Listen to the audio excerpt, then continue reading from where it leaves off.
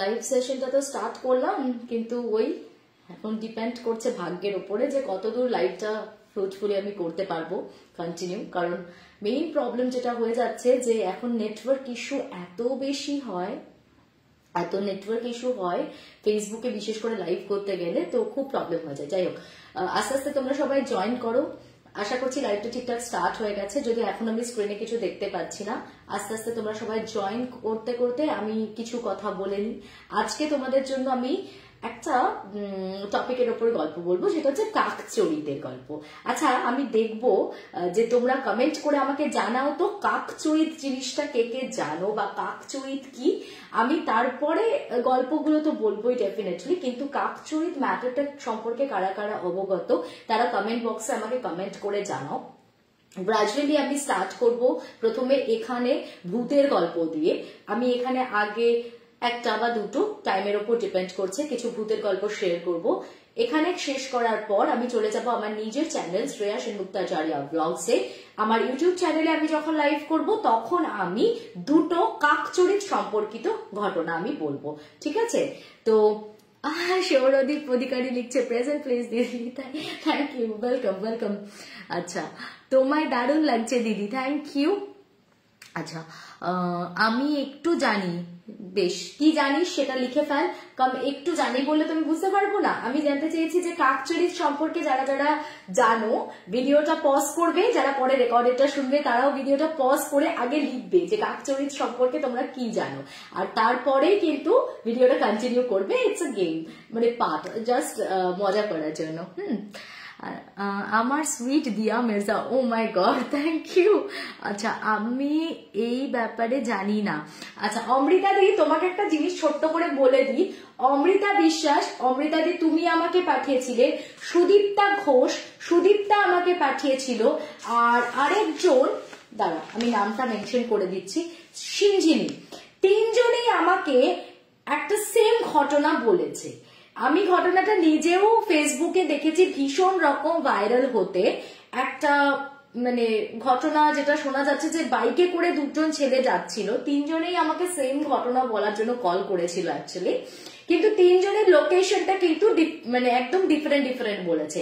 অমৃতাদি তুমি আমাকে ফোন করেছিলে, তুমি আমাকে বলেছিলে যে এটা শ্যামনগরে কোথাও পরীর বাগান বলে একটা নতুন পিকনিক স্পট হয়েছে, সেই পিকনিক স্পটের রাস্তাটা খুব সুনসান, সেখানকার ঘটনা। আবার সুদীপ্তা আমাকে ফোন করেছিল, সুদীপ্তা আমাকে বলল যে সোদপুরে মহিষপোতা বলে কোন একটা জায়গা আছে, খুব একটা ডেভেলপড নয়, সেই জায়গাটাতে কালী পুজোর প্যান্ডেল বেঁধে অনেক রাত্রেবেলা ফেরার সময় এরকম দুজন লোক ফিরছিল, তারা এই খপ্পরে পড়েছিল। আর সিঞ্জিনি আমাকে বলেছে এটা মছলন্দপুরে, আর মছলন্দপুর আর হাবড়ার মাঝখানে কই পুকুর নামে একটা গ্রাম আছে, ওই কৈপুকুর গ্রামে এই ঘটনাটা ঘটেছে। এবার এক্স্যাক্টলি ঘটনাটার লোকেশনটা কিন্তু ওরা মানে আমাকে কেউ ঠিক করে বলতে পারেনি, তিনজন তিন রকম বলেছে, বাট ঘটনাটা তিনজনই সেম বলেছে যে নাকি একজন ওই ভিডিও করতে করতে আসছিল, তার ভিডিওটাতে ধরা পড়েছে যে একজন কাঁদছে, একটা খুব কান্নার আওয়াজ, একটা ক্রিপি কান্নার আওয়াজ আসছে, কিন্তু কাউকে দেখা যাচ্ছে না, আর একজন ভীষণ ভাবে ক্ষত বিক্ষত, তার সারা পিঠে বিভিন্ন ভাবে ক্ষত সৃষ্টি হয়েছে, আর একজনের হাতের এখানটাতে প্রায় মাংস অনেকটা খুবলানো। তো এই ছবিগুলো আর এই ভিডিওটা কিন্তু ভীষণ ভাবে ভাইরাল হয়েছে। আমাকে তিনজনেই ছবিগুলো পাঠিয়েছিল, লোকেশন আলাদা বলে গল্পর মেন লাইনটা সেমই রেখেছিল, গল্পের সেম লাইনটাই ছিল, বাট তিনজনেই বলছে কারোর বন্ধু কারো কিছু। তো আমার যেটা মনে হয় এইটাকে ভাইরাল করার জন্য এটা একটা ক্রিয়েটেড স্টোরি, হ্যাঁ, মানে এটা অনেক জায়গাতে ভিন্ন ভাবে মানে ভাইরাল হয়েছে, মানে ভিন্ন ভিন্ন লোকেশন নামে সবাই জেনেছে, বাট এটার সত্যতা সম্পর্কে আমি যথেষ্ট মানে আমার মনের মধ্যে ডাউট আছে আর কি। আমি খুব একটা মনে করছি না এটা সত্য কোনো ঘটনা, হয়তো হাতাপাই হয়েছে কোনো দুজনের মধ্যে, বা ওনাদেরকে অন্য কেউ অ্যাটাক করেছিলেন, বা হয় না এখন দুষ্কৃতীদের কত রকম কাজ, নিজেরাও অনেক সময় অনেক কিছুর মধ্যে ইনভলভ থাকে মানুষ, তারও অনেক কনসিকুয়েন্সেস তাদেরকে ফেস করতে হয়। তো এক্স্যাক্টলি এটা যে ভূতের খপ্পরে পড়ে তাদের সাথে এরকম কিছু ঘটেছে সেটা নাও হতে পারে, মানে এটা আমার ব্যক্তিগত ধারণা। এনিওয়েজ, আস্তে আস্তে অনেকেই তোমরা জয়েন করে গেছো, যারা পুরনো কথা অচেনা লোকেরা হুবহু বলে দেয়, যারা পুরনো কথা অচেনা লোক কে হুবহু বলে দেয় না পুরনো কথা। আচ্ছা বেশ ঠিক আছে, জয়িতা বড়ুয়া লিখলো যে যারা পুরনো কথা হুবহু মানুষকে বলে দিতে পারে। ওকে, I saw that video on YouTube but no location was mentioned there. আচ্ছা, এটা লিখছে সংঘমিত্রা মন্ডল। মেবি মানে আমি জানি না, মানে ভিডিওটা খুব ভাইরাল হয়েছে, তবে আমার মনে হয়েছে এটা খুব ক্রিয়েটেড একটা ভিডিও। এনিওয়েজ, আজকে আমি তোমাদেরকে দেখাই একটা খুব অসাধারণ হ্যান্ড ওয়ার্ক। এটা একটা সুন্দর এমব্রয়ডারি ওয়ার্ক করে এই দোপাট্টাটা আমাকে পাঠিয়েছে নকশি কথা থেকে পিয়াসী আর মুনমুন। পিয়াসী আর মুনমুনের কাজ তোমাদেরকে আমি আগেও ডিসপ্লে করেছি, অসাধারণ ওদের হাতের কাজের নৈপুণ্যতা। আর যারা তোমরা হ্যান্ড ওয়ার্ক ভালোবাসো, অবশ্যই কাঁথা স্টিচ যেটাকে আমরা বলি কিংবা আমরা এমব্রয়ডারি ওয়ার্ক বলি, তো তোমরা ফুল বডিতে দেখতে পাচ্ছ ওড়নাটাতে অসাধারণ কাজ করা রয়েছে। এবং সব থেকে ইউনিক ব্যাপার নকশি কথার, যেটা আমাকে ভীষণ মানে টানে, সেটা হচ্ছে যে পিয়াসী আর মুনমুনের মতন ক্রিয়েটিভ পার্সন আমি খুব রেয়ারলি দেখেছি। সবাই তো দোপাট্টা শাড়ি করে, কিন্তু আমি যে জুয়েলারিটা আজকে পরে আছি সেটাও কিন্তু যাচ্ছে ফুল এমব্রয়ডারি ওয়ার্কে। দেখো পুরো কানের দুলটাও কিন্তু এমব্রয়ডারি করা আছে, পুরো গলার এই যে নেক পিসটা চোকারটা আছে সেটাতেও এমব্রয়ডারি ওয়ার্ক করা রয়েছে। এগুলো কিন্তু মুনমুন এবং পিয়াসীর একদম নতুন একটা প্রয়াস, খুব সুন্দর একটা কনসেপ্ট। আরো কিছু আমি তোমাদেরকে একটু দেখিয়ে দিই। আমি এর আগের বারেও একবার দেখিয়েছিলাম, এই যে মিকোর জন্য একটা বো পাঠিয়েছিল, সেই বইয়ের মধ্যেও কিন্তু সুন্দর হেয়ার ক্লিপ, একটা হেয়ার বো, তাতেও ওখানে এমব্রয়ডারি ওয়ার্ক করা আছে। যারা নতুন দেখবে তাদের ভালো লাগার জন্য আমি আরেকবার দেখিয়ে দিচ্ছি। টিকটক ছোট্ট ছোট্ট ক্লিপস, মানে এগুলো খুব রেয়ারলি এরকম চিন্তা ভাবনা মানুষের মাথায় আসে, সেটাও পর্যন্ত এরকম এমব্রয়ডারি ওয়ার্কস এর উপরে আছে। যারা তোমরা খুব ফ্যাশনেবল কিন্তু অথচ একটা সোভার ক্লাসি লুক ক্যারি করতে ভালোবাসো, তাদের জন্য ভীষণ পারফেক্ট কিছু চয়েস ওর কাছে হয়ে যাবে। ইভেন আমার এই যে চোকারটা আছে ওটার সাথে ম্যাচ করে একটা সুন্দর তোমার লকেটও আছে। দেখো এই লকেটটা দেখো পুরোটা এমব্রয়ডারি ওয়ার্ক করা আছে, দেখতে পাচ্ছ কি অসাধারণ কাজটা। আমার তো দারুণ লাগছে, আমি মানে বেস্ট ওয়েতে দেখানোর চেষ্টা করছি। যাই হোক, এই যে কাজটা দেখতে পাচ্ছ এটাই কানের দুলে গলাতে পুরোটা যাচ্ছে, এতটাই নিখুঁত ভাবে যাচ্ছে, এতটাই নৈপুণ্যতার সাথে যাচ্ছে। অসাধারণ কালেকশন, অসাধারণ ছোট্ট ছোট্ট চিনি চিনি জিনিস, কিন্তু এত মিষ্টি মিষ্টি জিনিস ওরা বানিয়েছে নিজেদের হাতে। আমার তো মনে হয় যে এরকম কনসেপচুয়াল কাজ করতে, মানে জানি না ওরা কতটা ট্যালেন্টেড। এনিওয়েজ, আমি একটু ওদের নাম্বারটা শেয়ার করবো ডেফিনেটলি। এটা পিয়াসী নাম্বার 8017530208। আবার রিপিট করছি 8017530208, 8017530208। এই যে দোপাট্টাটা আমি পরে রয়েছি এটার প্রাইস যাচ্ছে, দেখো সুন্দর একটা লেস দিয়ে পাইপিং করা রয়েছে পুরোটাতে, একদম নিচে মানে চারদিকের বর্ডার লাইন করা আছে এরকম সুন্দর করে, মানে নাকি দুদিকে পুরো একদম পুরো দোপাট্টাটাতে চারদিকে এরকম ভাবে সুন্দর একটা লেস দিয়ে পাইপিং করা আছে। এটার প্রাইস যাচ্ছে 700। ফুল দোপাট্টাটাতে ওয়ার্ক আছে, আমি আবার রিলসেও একবার তোমাদেরকে দেখিয়ে দেবো, শো করে দেবো, খুবই সুন্দর। মানে আর কাজটা আমি জানি না তোমরা কতটা বুঝতে পারছো স্ক্রিনে, বাট বিউটিফুল। যারা অনেকেই থাকে যে কুর্তি আলাদা কেনো, তার সাথে এমনি লুজ দোপাট্টা কিনে ইউজ করতে ভালোবাসো কোনো অকেশনের জন্য, ইভেন তোমরা একটা খুব ক্যাজুয়াল কুর্তি ক্যারি করলে তার সাথে একটা এইরকম গর্জিয়াস দোপাট্টা নিয়ে নিলে আমার মনে হয় সব থেকে বেশি ক্লাসি লুক ক্যারি করতে পারবে। এটার প্রাইস আছে 700। এগুলো সম্পূর্ণ ওয়ার্কটার উপর ডিপেন্ড করে, যত হেভি ওয়ার্কে তোমরা যাবে তত হয়তো দামটা হেরফের হবে, ঠিক আছে।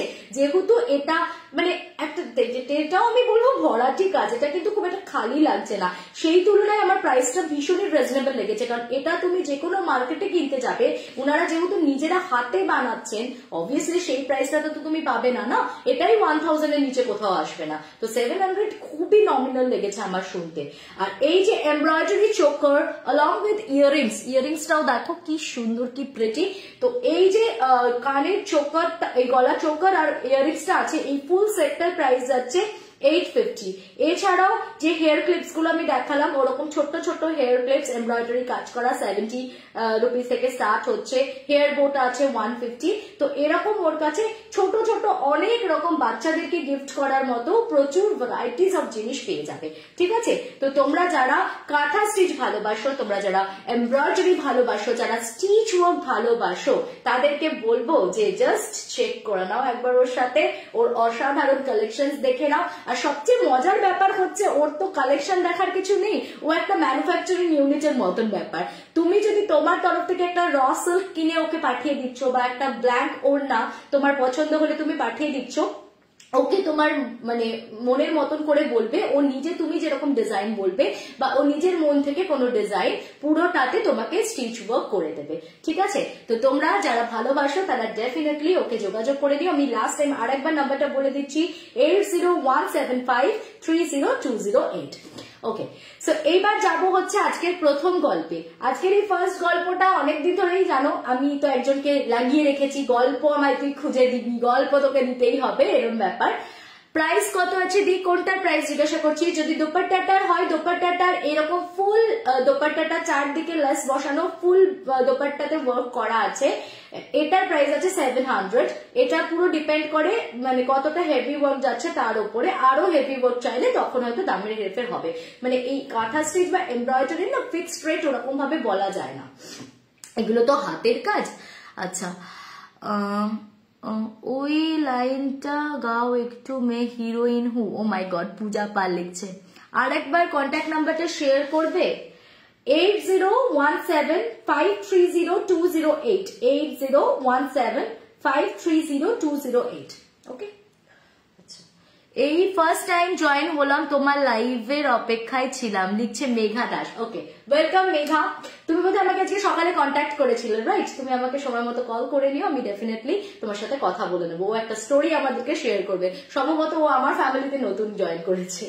বেশ, আজকে যে প্রথম গল্পটা বলবো সেটা আমাকে ওই যে আমার বলা আছে চেলা চামুন্ডা লাগানো আছে চারিদিকে। তো সৌরদীপ অনেকদিন ধরেই তো সবার সাথে ও ইন্টারাক্ট করতে থাকে।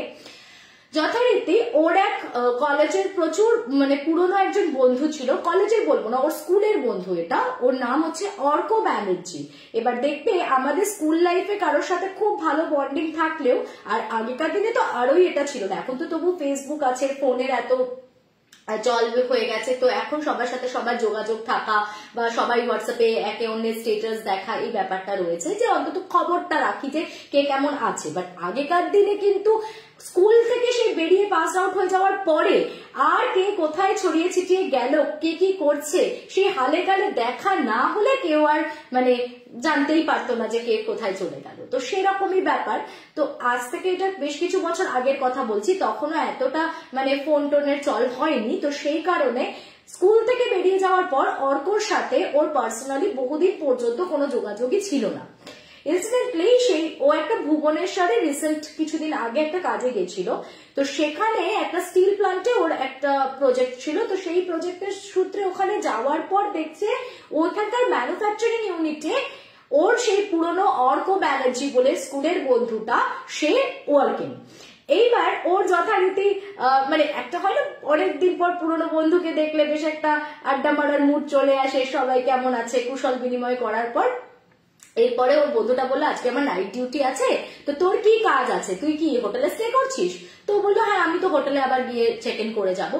তো বললো ছাড় না একটু পরে যাস, বা তুই আজকে রাত্রে চাইলে আমার সাথে এখানেও কাটাতে পারিস, এমনি এখানে কোনো অসুবিধা নেই, আমরা রাত্রে একটু আড্ডা ফাড্ডা মারবো, এখানে ডিনার চা সবকিছুর ব্যবস্থাও আছে, খাওয়া দাওয়া করা যাবে, তো রাত্রে একটু জমিয়ে আড্ডাও দেওয়া যাবে, থাক না এখানে। তো সেদিন রাত্রেবেলাটা ওই ম্যানুফ্যাকচারিং ইউনিটের ভেতরেই ওদের ওখানে অফিস রুমটা খুবই সুন্দর, সেখানে যথেষ্ট ভালো সুব্যবস্থাও রয়েছে, একটু রেস্ট করার মতন বা সবকিছুই খাওয়া দাওয়া অ্যাভেলেবল। তো ওখানেই কিন্তু সৌরদীপ থেকে গেছিল, ও সেদিনকে আর হোটেলে যায়নি, পরের দিন একদম ওখান থেকে ও ব্যাক করে চলে আসে। তো সেদিন রাত্রে যখন দুজনে গল্প করছে, একটু চা হয়েছে, একটু খাওয়া দাওয়া ভালোই হচ্ছে, তো ঠান্ডা ঠান্ডা একটা আমেজ রয়েছে। এটা হচ্ছে তোমার ময়ূরগঞ্জের কাছাকাছি কোন একটা জায়গাতে গেছিল, মানে ভুবনেশ্বরে ওখানে নেমে কাজ ছেড়ে ওই ময়ূরগঞ্জের দিকে কোথাও গেছিল, আমাকে এক্সাক্ট লোকেশনটা যেটা বলেছে। তো এবার যথারীতি গল্প করতে করতে ও তো ওর পয়েন্টে একদম স্ট্রিক্ট, ও তো ভূতের বাইরে বেরোবে না, সেই ঘুরে ফিরে আবার ওর কাছে সেম জিজ্ঞাসা যে তো কোনোদিন তোর এই যে রাত্রেবেলা এত রাত করে করে এখানে বসে বসে তুই একা এতটা ডিউটি দিস, তো কখনো কোনো আনক্যানি বা স্পুকি এক্সপিরিয়েন্স বা কিছু হয়েছিল? তো বলছে তা আমি এসব বিশ্বাস করি না, এরকম কিছু আমার সাথে কখনো ঘটেওনি। বলতে বলতে অর্ক বলছে তবে আমি ভয় পাইনি সেটা কিন্তু নয়, এই জীবনে একবার আমি ভয় পেয়েছি এবং বেশ ভয় পেয়েছি, তো তুই যদি বলিস আমি তাহলে তোকে সেই অভিজ্ঞতাটা শেয়ার করতে পারি। তখন বলছে যে আমি সত্যি আমার কর্মজীবনে প্রচুর নাইট ডিউটি করেছি, কিন্তু কোনোদিন আমি ওই রকম ভাবে শিহরিত হইনি যে এক্সপিরিয়েন্সটা আমার হয়েছিল ডক্টর অমলেন্দু চক্রবর্তীর বাড়িতে। তো বলছে doctor Amalendu Chakraborty school pass হয়ে যাওয়ার পরে যা হলো, ও তো অন্য ইঞ্জিনিয়ারিং কলেজে ভর্তি হয়ে গেল, এ অন্য কোনো কলেজে ভর্তি হয়ে গেছিল। তো অর্কদের কলেজের একজন প্রফেসর ছিলেন ডক্টর অমলেন্দু চক্রবর্তী, খুব সিনিয়র টিচার ছিলেন, কিন্তু ভীষণই মানে এক একজন হয় না খুব ফ্রেন্ডলি ইন নেচার, মানে তার কাছ থেকে কেরিয়ার অ্যাডভাইস নেওয়া থেকে স্টার্ট করে সব রকম কথা শেয়ার করা যেত। মানে সিনিয়র হলেও উনি কিন্তু খুব ওরকম মানে এত আন্তরিক ছিলেন, এত মানে মিশে যেতেন পুরো স্টুডেন্টসদের সাথে যে তার সাথে এমন টার্মস তৈরি হয়ে গেছিল, রীতিমতো তার বাড়িতে যাতায়াত সবকিছুই ছিল। এইবার অর্কর যখন কমপ্লিট হয়ে গেল গ্রাজুয়েশন, তো তারপরে ওর ফরিদাবাদে পোস্টিং হলো, ফার্স্ট যে জবটা হয়েছিল ওর ক্যাম্পাসিং এ, ওর ফরিদাবাদে পোস্টিং হলো। ফরিদাবাদে ও চলে যাওয়ার আগে সবার সাথে একবার দেখা করছিল, তো তখন একদিন ও ডিসাইড করে যে যখন চলেই যাচ্ছি স্যারের সাথেও একবার দেখা করে যায়। স্যারের একটু শরীরটা খারাপও ছিল শুনেছিল, তো গেছে দেখা করতে। যথারীতি অমলেন্দু বাবু বলেছেন যে বসো একটুখানি গল্প টল্প করা যাক। আর বাইরে নেমেছিল সেদিনকে ঝমঝমে বৃষ্টি, ঝমঝমে বৃষ্টি পড়ছে, আটকেও গেছে বেচারা। তো সেদিন স্যারের সাথে খুব গল্প হচ্ছে। এইবার ওই কথা বলতে বলতে হঠাৎ করে স্যার বলছেন, আর আমার তো সময় হয়ে এসছে রে বাবা, ভালো করে অনেক জীবনে উন্নতি করিস, চাকরি করিস, তবে একটাই কথা বলবো, সারা জীবন সৎ পথে থাকিস, কোনোদিন অসৎ পথ অবলম্বন করিস না। এবার তখন ও বলছে স্যার এই তো সবে আপনার বয়স কি এমন হয়েছে, আপনি এখনই এরকম ভাবে বুড়োদের মতন কথা বললে হবে? বলছেন হ্যাঁ রে আমার যাওয়ার সময় হয়ে গেছে, আমি বুঝতে পারছি। তো বলছে আপনি হ্যাঁ সব বুঝতে পারছেন, ওরকম ফালতু কথা একদম চিন্তাও করবেন না, মাথাতেও আনবেন না, আপনার কিচ্ছু হবে না। কি হবে, এখনো আপনি অনেক ইয়াং, এত ভয় পাচ্ছেন কেন? সব ঠিক হয়ে যাবে, একটু শরীর খারাপ হয়েছে, মানুষ মাত্রই থাকলে তো শরীর খারাপ হবে, তার জন্য কি একদম মরে যাবো করতে হবে? তো স্যারকে একটু ধমকি দিয়েছে। তো স্যার খুব হাসছেন, হেসে বলছেন যে তোকে একটা ঘটনা বলবো, একটা ঘটনা যেটার সাথে আমি এই মুহূর্তে ভীষণ রিলেট করতে পারছি জানিস। তো বলছে কিরকম ঘটনা স্যার? তখন বলছে আজ থেকে বহু বছর আগের একটা ইনসিডেন্ট তোকে বলি, এটা প্রায় তোমার 1970 কাছাকাছির গল্প।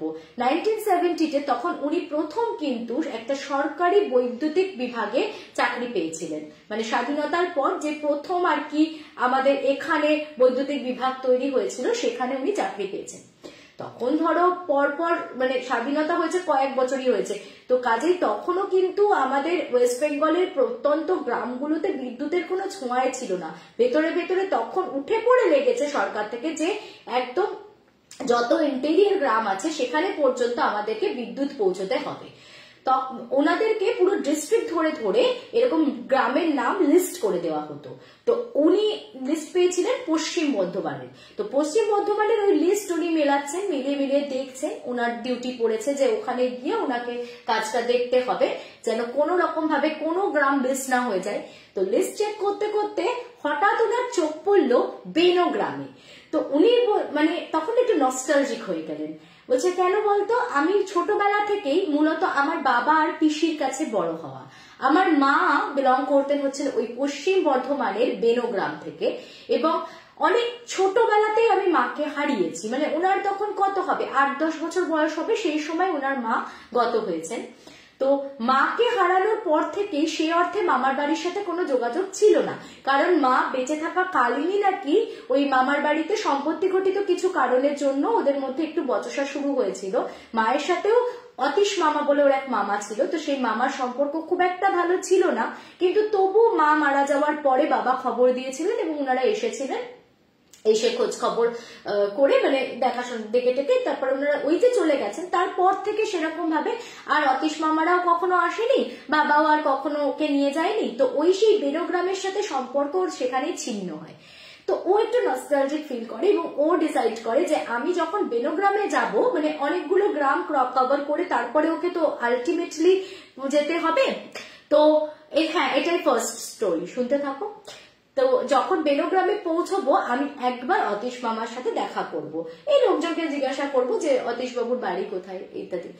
এবার পিসির সাথে একদিন এটা নিয়ে ডিসকাশনও হলো। পিসি বলছে তুই যাবি, ওরা যদি তোর সাথে কোনো খারাপ ব্যবহার করে বা এতদিন পর যদি তোকে চিনতেই অস্বীকার করে, তখন বলছে পিসি কি আর হবে, আমাকে বড় জোর ওখান থেকে বের করে দেবে। আর এমনিতেই তখন না সরকারি বাবুদের একটা আলাদা কি বলবো মানে সম্মান করা হতো।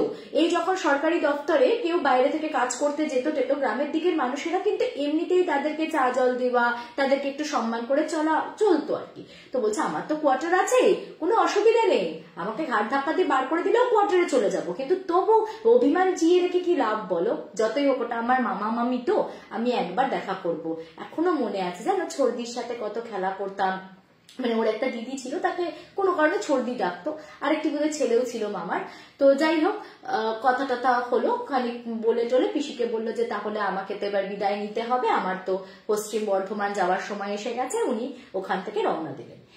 এইবার নাকি উনি বিভিন্ন গ্রাম ঘুরে ঘুরে শেষ পর্যন্ত যেদিনকে ওনার বেনোগ্রামের ডিউটি, ওনার সেদিন ওখানে ঢুকতে অনেকটাই সন্ধে হয়ে গেছিল এবং স্বাভাবিকভাবে বহু বছর পর উনি আসছেন বেনোগ্রামে। তো ওর পক্ষে তো আর ওরকম এক ছটকাই হঠাৎ করে এতদিন পর এসে চিনে ফেলা সম্ভব নয় যে কোথায় ওর মামার বাড়ি ছিল বা কিছু। তো ওখানে দেখছে আগের তুলনায় মানে আরো যেন গ্রামটাকে ইল ডেভেলপ লাগছে। এবং আরেকটা কথাও অমলেন্দু বাবু বলেছিলেন যে আসলে সেই সময় কলেরা মানে মহামারী কোপে বলতে নেই, মানে গ্রামের পর গ্রাম সেই সময় ওয়েস্ট বেঙ্গলের কিন্তু উজাড় হয়ে গেছিল। তো যার জন্য সেই মানে মরকগুলো লাগতো, গ্রামের প্রচুর বাড়িতে প্রচুর সদস্য কিন্তু সেই সময় মারা যেত। তো যার জন্য প্রত্যেকটা গ্রামেই একটা সময় জনসংখ্যা খুব হ্রাস পেয়েছিল। শুধু তাই নয়, উনি গিয়ে দেখলেন যে বেনোগ্রামের অবস্থা খুবই খারাপ, মানে শুধু ফিনান্সিয়াল কন্ডিশনের দিক থেকে নয়, মানুষের স্বাস্থ্য, মানুষের ওখানে মানে দুর্নীতি বেড়ে গেছে, মানে সব দিক থেকে বেনোগ্রামটা অনেকটাই পিছিয়ে পড়েছিল ওই সময়টাতে। এনিওয়েজ, তো উনি দু একজন মানুষজন যাদেরকে দেখতে পেলেন, দু একটা দোকানপাট দেখতে পেলেন, তো তাদেরকে জিজ্ঞাসা করে মানে অতীশ বাবুর বাড়ি জানেন তো, অতীশ মুখুজ্জে খোঁজা করতে করতে তা একজন ফাইনালি দেখালো যে হ্যাঁ ওইদিকে অতীশ বাবুর বাড়ি আছে, আপনি দেখা করে আসতে পারেন।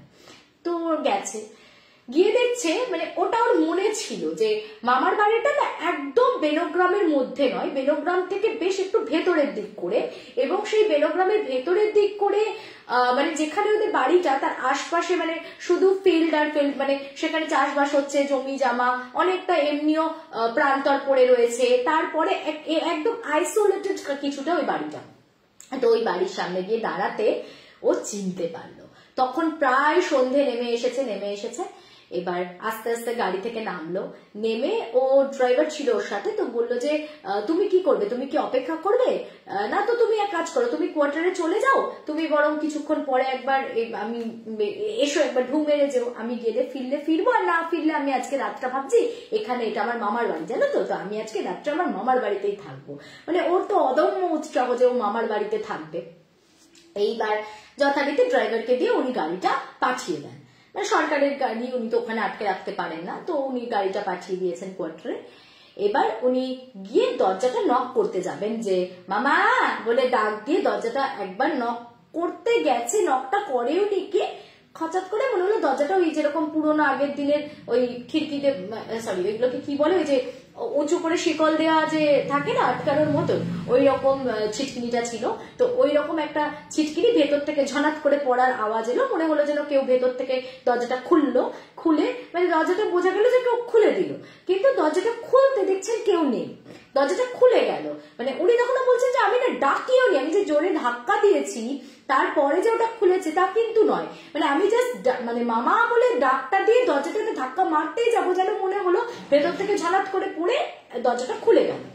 বেশ উনি ঢুকলেন, এবার ঢুকে দেখছেন যে আঙিনাটায় কোনো সেরকম পরিবর্তন আসেনি, মানে সেই আজ থেকে অত বছর আগে যে মামার বাড়ির প্রতিচ্ছবি তার মাথায় ধরা ছিল সেরকমই অনেকটা প্রায়, মানে একদম মাঝখানটা উঠোন, এক পাশে কয়লা ভাঙার জায়গা, এক পাশে কল ঘর, সেখানে বাসন কোসন মাজা টাজা হয়, আবার তারপরেই শুরু হয়ে যাচ্ছে একটা ছোট্ট বারান্দা মতো, আর বারান্দা বরাবর পরপর ঘরগুলো গেছে। আর ওদের আরেকটা পাশ দিয়ে বাড়ির সাথে লাগোয়া একটা ছোট্ট পুকুর, কিছু ঝোপঝাড় আছে, ওই ঝোপঝাড় পেরোলে একটা পুকুর পড়ে, সেটাও ওর মনে আছে যে ওই পুকুরের দিকে ওরা খেলা করতো, স্নান করতো, সাঁতার শিখেছে ওখানেও, ওগুলো ওর মনে পড়েছে তখন। এইবারে ও ডাক দিতে দিতে একটু ঢুকবে কি ঢুকবে না সংকোচ করছে, যে কি হলো রে বাবা, দরজাটাকে খুললো, আর খুলেই বা সে কোথায় চলে গেল, আমি কাউকে দেখতে পাচ্ছি না কেন। তো কিছুক্ষণ পর হঠাৎ করে ওর মনে হলো যে ঘরের একটা মানে প্রান্ত থেকে, মানে ঘরের ভেতর থেকে বলছি না, ঘরটা যেখানে শেষ হচ্ছে, মানে যেখান থেকে এবার ওই ঝোপগুলো স্টার্ট হচ্ছে তার পেছনের দিকে পুকুরটা, মনে হলো যেন শাড়ি পরে, যেরকম আট পৌড়ে করেই তো বলে না, ওই যেরকম ঘরোয়া ভাবে শাড়ি পরতো আগেকার দিনের মহিলারা, ওরকম আট পৌড়ে করে শাড়ি পরা একজন মহিলা, এবং ওর চিনতে কোনো অসুবিধা হয়নি, সেটা সম্ভবত ওর মামি ছিলেন। উনি না বেরিয়ে আসলেন, মানে ওই ঝোপের দিক থেকে বেরিয়ে এলেন, বেরিয়ে এসে ওর দিকে তাকিয়ে একটা ম্লান হাসি হাসলেন, হেসে আবার ঝোপের দিকে ঝুপ করে ঢুকে গেলেন। ওনাকে অবাক হলো যে ও মা, মামি এতদিন পর আমাকে দেখলো, তো আমাকে দেখে একবার বসতে বললো না, কি হলো, তাহলে ওইদিকে কি স্নান টান করতে যাচ্ছে নাকি, বা ওইদিকে বাথরুম টাথরুমও ছিল, এবার হুট করে ওরকম ঢুকে যেতেও পারছে না, এবার ওখানে দাঁড়িয়ে ও এবার হাঁক দিচ্ছে, ও মামি, মামি, সর্দি, বা মামা করে ও ডাকছে। এই ডাকতে ডাকতে হঠাৎ করে পেছন থেকে দরজা দিয়ে কেউ ঢোকার একটা শব্দ, মানে কেউ দরজায় মানে আওয়াজ হলো, বুঝতে পারলো কেউ ঢুকছে। তা একজন বয়স্ক ভদ্রলোক উনি ঢুকছেন, কে কে কে ঢুকেছে বাড়িতে করতে করতে একজন আসছে, তখন বলছে, আরে মামা, তুমি আমায় চিনতে পারছো না, তুমি অতীশ মামা তো, আমি কে বলো তো, আমি তোমার ভাগ্নে তো। তখন মানে উনিও না সেই তার মুখের মধ্যে একটা অদ্ভুত আনন্দের প্রকাশ, বলছে, আরে ভাগনা, তুই এত বড় হয়ে গেছিস, তো চিনবো কি করে যে এত বড় হয়ে গেছিস, যা খুব ভালো লেগেছে, তুই এসছিস, মামাকে এখনো মনে রেখেছিস, আয় আয়, তা এইখানে কি জন্য। তখন বলছে যে আর কি, এই দেখো না, আমার বেনোগ্রামে আমি একটা বিদ্যুৎ বিভাগে জয়েন করেছি সরকারি চাকরিতে, আমার এখানে একটা প্রজেক্টের জন্য আমি এসছি, তো আজকে ভাবলাম তোমাদের সাথে একবার আগে দেখা করব, তারপর আমি কোয়ার্টারে যাব। মামা বলছে, তোকে আমি ছাড়লে তো কোয়ার্টারে যাবি, আজ এসছিস যখন মামার বাড়িতে, আজকে রাতটা তোকে এইখানেই থাকতে হবে, আমার সাথেই থাকবি তুই, এতদিন তো আসিস না, যাস না, সম্পর্কও রাখিস নি, তো আজকে যখন তোকে পেয়েছি আজ আর ছাড়বো না, আজকে খাইয়ে দাইয়ে তারপরেই ছাড়বো তোকে, বেশ তুই বস বস বস, তাড়াতাড়ি বস, বলে মামা তাড়াতাড়ি করে ব্যাগ ট্যাগ গুলো রেখে দরজা টরজা খুলছে, দিয়ে বলছে, তুমি কোথায় গেছিলে, তো বলছে, আমার আর কি বল, এই কিছু জায়গায় হয়তো উনি এমনি কিছু কাজ টাজ করে, বয়স্ক মানুষ, এরকম কিছু বিশেষ নয়, বাট কোথাও হয়তো কারো বাড়িতে কাজ টাজ করে কিছু, তো উনি সেখানে গেছিলেন আর কি। তো বলছে, বস, তুই বস, দাওয়াই বস, আমি তোকে একটুখানি অন্তত জল বাতাসা তো দিই, তুই আগে মুখে দে, তারপরে আমি খাবার দাবার বানাচ্ছি। তো বলতে বলতে ততক্ষণে ও বলা শুরু করেছে যে মামা, মামি ওইদিকে কোথায় চলে গেল গো। মামা না দরজাটা খুলে অবাক হয়ে পেছনের দিকে ঘুরে বলছে, মামি। তখন বলছে, হ্যাঁ আমি ঢুকলাম, মানে আমি না দেখলাম কি দরজা, বলছে কি দরজাটা এরকম ভেতর থেকে মনে হলো কেউ যেন খুলে দিল। তো বলছে, না দরজা তো খুলে দেওয়া যাবে না, দরজা তুই বাইরে থেকে তালা দেখতে পাসনি, মানে আমি তো প্রত্যেকদিন তালা খুলে ঢুকি, তো আজকে তো আমি অবাক হয়ে গেছি যে দরজাটা খোলা দেখে। যাই হোক, মামাও একটু অবাকই হয়েছেন, তো মামা হয়তো কিছু বুঝতেই পেরেছিলেন, তা উনি বললেন যে, ও কিছু না, তুই বস, একটু জল বাতাসা মুখে দে, তারপর আমি সব বলছি। এবার ওকে যখন জল বাতাসা খাইয়েছে, দিয়ে মামা বলছে, আরে আমি তো এই দরজাটা টেনে দিয়েই যাই, তা আমি তো আজকে এরকম হাট করে খোলা দেখে তালাটা ঝুলিয়ে গেছি, সেটাও নেই দেখে খুবই অবাক হয়েছি, তা তুই এসে তালা দেখিসনি, বলে কি, না আমি তো তালা দেখিনি, আমি তো দেখলাম মনে হলো দরজা ভেতর থেকেই বন্ধ, তা ধাক্কা মারার আগেই দেখলাম খুলে গেল, তারপর তো মামি আমাকে দেখলো, হেসে চলে গেল। দিয়ে মামা তখন হাউ হাউ করে ফুপিয়ে কেঁদে উঠেছে, দিয়ে বলছে, আর বলিস না, অকালে তোর সর্দি আর মামি আমাকে ছেড়ে চলে গেছে, জানিস, এই যে কলেরার মড়ক লেগেছিল আমাদের গ্রামে কদিন আগেই তোর মাম্মি আর সর্দি মারা গেছে। এবার ওটা শুনে না, মানে ও আকাশ থেকে পড়েছে। এবার অমলেন্দু বাবু যেহেতু উনি সায়েন্সের স্টুডেন্ট, স্বাভাবিকভাবেই উনি বলছেন কি, যে আমি প্রথম যখন শুনলাম, তখন আমার ভেতরে একটা মানে ফিলিংস জাগরিত হলো যে তাহলে এটা হতে পারে কি যে অনেক ছোটবেলায় যখন আসতাম তখন আমি যেভাবে দেখতাম আর কি মামিকে। আর আরেকটা কথা তখন ওনার মাথায় স্ট্রাইক করলো যে তাহলে ওটা মনে হয় আমার ইলিউশনই ছিল।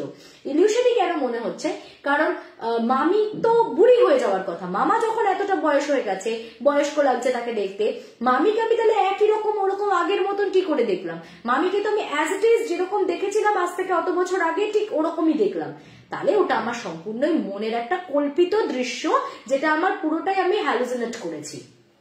উনি তখন বললেন যে তাহলে মামা আমার কোথাও ভুল হচ্ছে, কি বলতো, ঢুকেই এই চেনা প্রাঙ্গণ, পুরো বাড়িটা চেনা, কলঘর, সেই বাথরুমটাও পর্যন্ত তোমরা একদম রেনোভেট করনি, পুরো বাড়িটাও একরকম আছে। তো আমি না ঢট করে ঢোকার পরে মানে ওইগুলো নিয়ে চিন্তা করছিলাম, তো তাই জন্য হয়তো আমি মামিকেও আবার ভেবেছি যে সেই একই রকম মামি থেকে গেছে। কারণ মামিকে তো আমি এখনকার রূপে দেখেনি, ও তো দেখেছে সেই আগে যেরকম মামিকে দেখেছিল সেরকম, তখন ওর মাথাতেও আসেনি জিনিসটা। এই মামা যখন বললো তখন উনি রিলেট করলেন যে ও আচ্ছা, এটা তো তাহলে আমার ভুল, মনেরই ভুল হবে, কারণ মামি তো বয়স্ক হয়ে যাওয়ার কথা, বুড়ি হয়ে যাওয়ার কথা এখন যদি থাকতেন। তো বলে আমার তাহলে মনের ভুল কিছু হবে? তো মামা আর কোনো উত্তর দিলেন না। মামা বললেন বস, আমি যেটুকু দা পারি দুটো ফুটিয়ে নিই, দুজনে মিলে যা আছে ঘরে তাই খাবো, খেয়ে খালি একটু গল্প করবো, আড্ডা মারবো। তো বলে ঠিক আছে। তো উনি রান্না বান্না করছেন, মাঝখানে একবার ওদের সন্ধ্যের দিকে ওই গাড়িটা আবার এসছিল, তো ড্রাইভার বাবু এলেন, জিজ্ঞেস করলেন যে দাদা বাবু আপনি কি ফিরবেন? তো উনি তখন একবার বলছেন যে আমি কি মামা চলেই যাই নাকি তোমার আবার অসুবিধা, আবার আমার জন্য সবকিছু করতে হচ্ছে?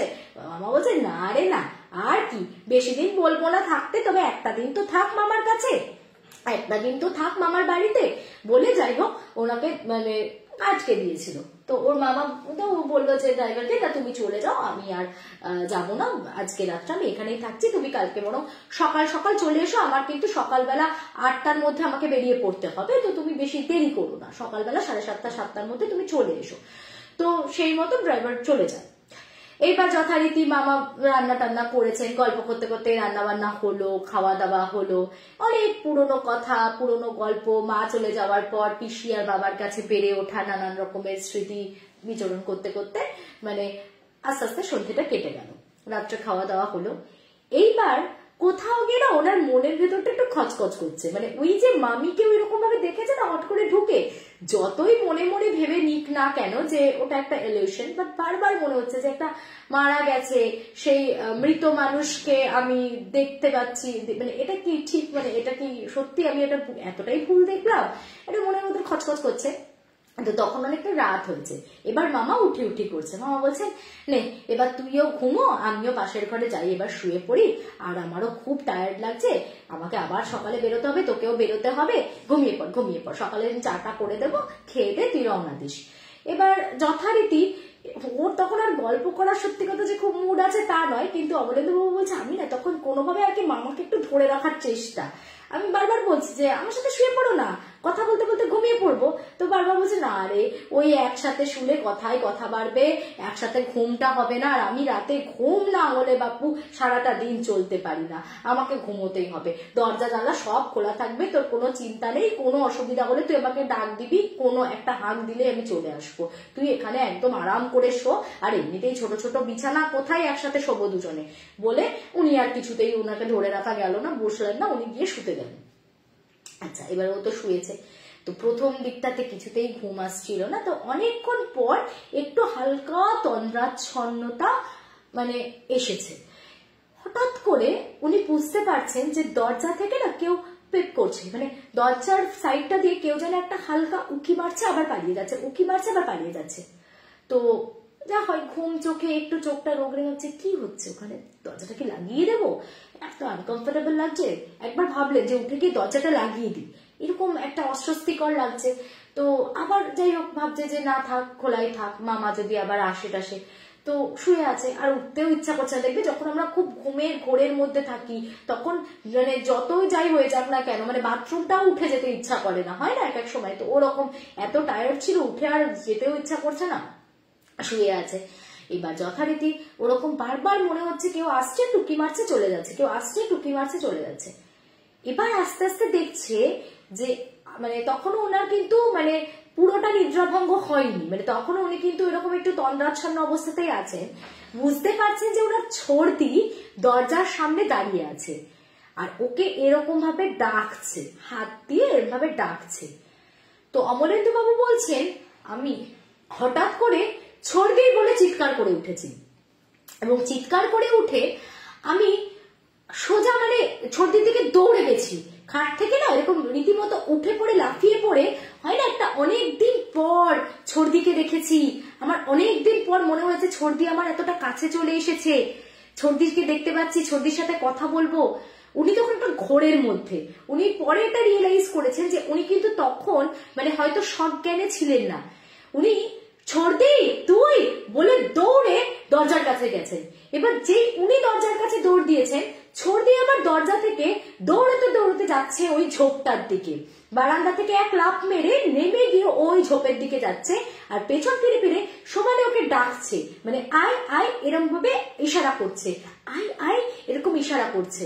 মানে ঠিক ছেলেবেলাতে ওরা যেরকম ভাবে উঠোনটাতে খেলে বেড়াতো দুজনে মিলে, ঠিক সেরকম ভাবে ছর্দি এরকম ভাবে আয় আয় করে ডাকছে।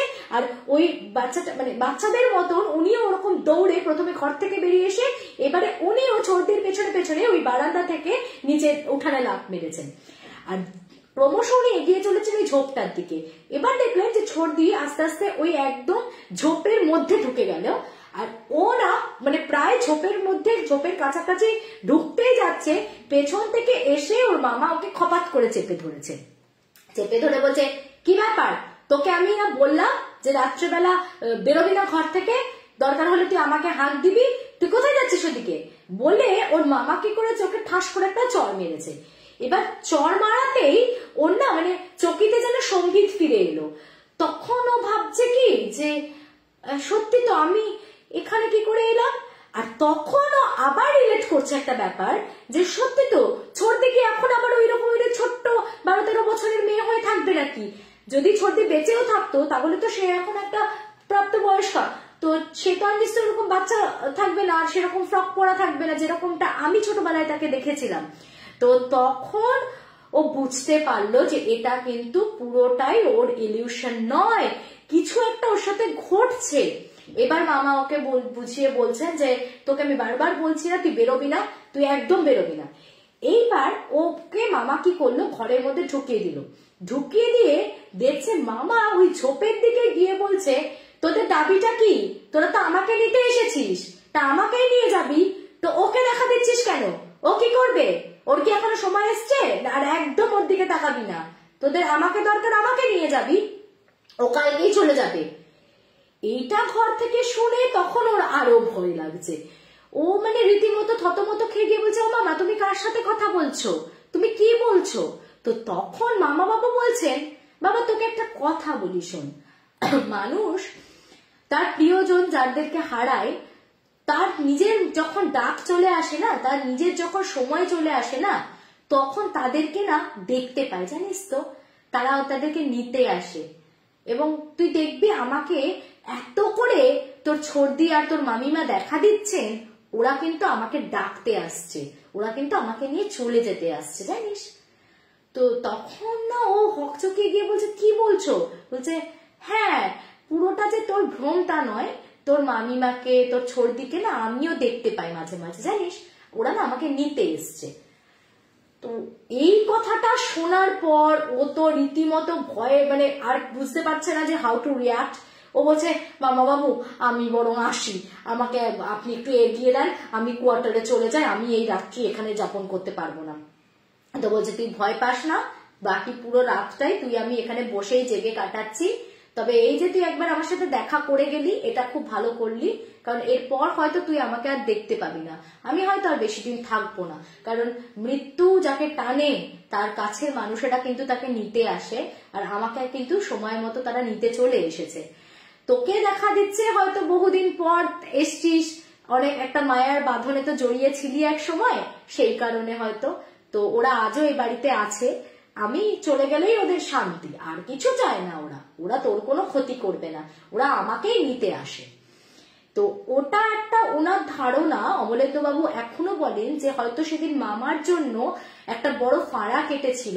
মামা হয়তো যে বললো যে ওরা ক্ষতি করবে না, কিন্তু অমলেন্দু বাবুর একটা বিশ্বাস বা ধারণা ছিল যে সেদিন রাত্রে যদি মামা সময় মতো না ডেকে নিত, তাহলে ওই যে ছর্দি ডাকে ওর একটা ভ্রমের মধ্যেও চলে গেছিল, ওই যে ও একদম হেপনোটাইজ হওয়ার মতন হয়ে গেছিল না, ওকে ছর্দি ডাকছে আর ও পেছন পেছন চলে যাচ্ছে, ঝোপের পেছনে পুকুর, কি জানি হয়তো সেদিনকে যদি আর একটু ভেতরে ঢুকে যেত, একবার যদি পুকুরে নেমে যেত, পুকুরে ডুবে ওনার মৃত্যু পর্যন্ত হয়তো ঘটতে পারতো। তো এটা ওনার ধারণা, কিন্তু আখেরে সেটা ঘটেনি। মামা বলেছিলেন যে হয়তো সেরকম কোনো কারণে তোর ক্ষতি তারা করবে না। যাই হোক, সেইভাবে তো কোনোভাবে সেই রাতটা কাটে। পরদিন ভোর হতে না হতেই মামা একটু চা করে দিতে, চাটা খেয়ে কোনো মতে ওখান থেকে বেরিয়ে আসতে পারলে উনি বাঁচেন, এবং বেরিয়ে এসে তারপরে ওই ড্রাইভারের সাথে উনি চলে আসেন। এবং ওনার কাজ চলেছিল ওখানে প্রায় মাসখানেকের ওপর। ওই মাসখানেকের মধ্যেই মাঝে মাঝে খবর টবর একটু সন্ধ্যের দিকে এসে ওই থাকতেন না, আর একবার খবর নিয়ে চলে যেতেন। মামার সাথে যোগাযোগ রেখেছিলেন শেষের দিকটাতে। তো একদিন ওরকম জানতে পারেন, উনি খবর পান কাজ চলাকালীনই যে তার মামা বাবু মারা গেছেন। তো মামার কাজটাজও না, ওনার মানে যে ছেলে ছিল সে তো বাইরে চলে গেছিল কাজের সূত্রে, সে আর ফেরেনি। আর তখনকার দিনেও তো এত ফোন বা দূরভাষের ব্যাপার ট্যাপার ছিল না, তো কোনোভাবেই খবর পৌঁছানো তাকে যায়নি। তো কাজটাজও নাকি অমলেন্দু বাবুই সমস্ত সেরেছিলেন ওখান থেকে।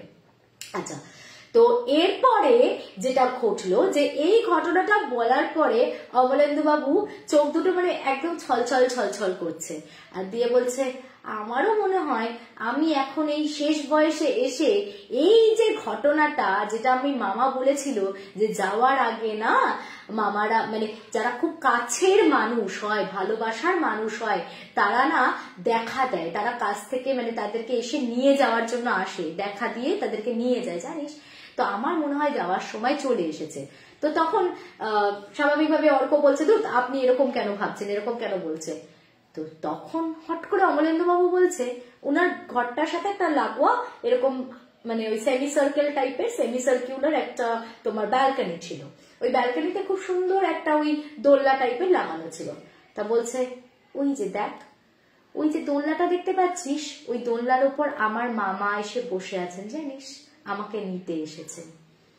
আর যখনই অর্ক বলছে, আমি পেছনের দিকে ওই ব্যালকনিটার দিকে তাকিয়েছি, আমি দেখছি কোনো হাওয়া নেই, বাতাস নেই, গুমোট, মানে বাইরে বৃষ্টি পড়ছিল তো মাঝে, তো একদম বৃষ্টি হলে দেখবি যেরকম একটা গুমোট পরিবেশ তৈরি হয়ে যায়, বৃষ্টিটাও এখন অনেকটা থেমে এসেছে, কাজে একদম একটা গুমোট পরিবেশ। তো ওর মধ্যে মানে দোলনাটা পরিষ্কার, যদি কেউ মানে বসে ওটার উপরে দোলে ওরকম ভাবে দোলনাটা দুলছে, অথচ এতগুলো গাছগাছালি রাখা মানে আছে ওনার ওই ইয়েটাতে, ব্যালকনিটাতে, পাশেও গাছ রয়েছে, একটি পাতা পর্যন্ত নড়ছে না, কোনো জিনিসের কোনো হেলদোল নেই, একদম শার্টিনের পাতলা পর্দা লাগানো আছে ওই ব্যালকনির দরজায়, সেই পর্দাটার এতটুকু নড়চড় হচ্ছে না, কিন্তু দোলনাটা পরিষ্কার এরকম দুলছে এবং একটা নির্দিষ্ট দূরত্ব অব্দি যাচ্ছে আবার ফিরছে, মানে বোঝা যাচ্ছে যে দোলনাটায় বসে কেউ যদি একটা নির্দিষ্ট রিদমে দোল খায় সেরকম ভাবে জিনিসটা দুলছে।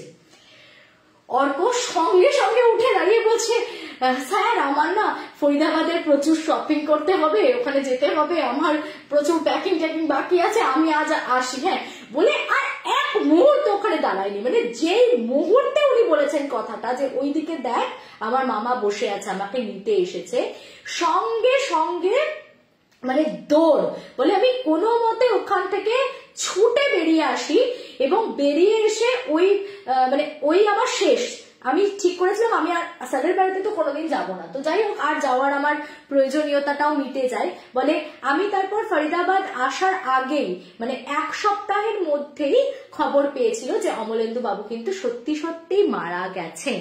তো এটা ওর জীবনের একটা খুব অদ্ভুত অভিজ্ঞতা ছিল। তো বলছে যে সত্যি স্যার যে বলেছিলেন যে আমাকে নিতে এসেছে, স্যার কিন্তু মারা গেলেন এক সপ্তাহের মধ্যে।